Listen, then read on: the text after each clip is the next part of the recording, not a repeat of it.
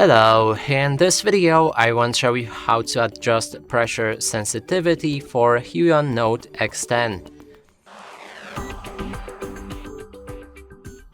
To do this, first we'll need to open the Huion tablet app, then navigate to digital pen.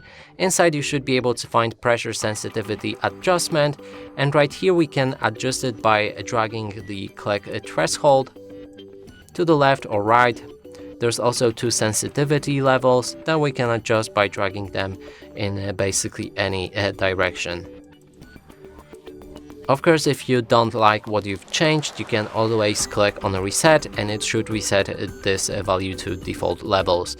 And that's it for this video. Hope you like it. Please consider subscribing to our channel, leave a like and a comment below.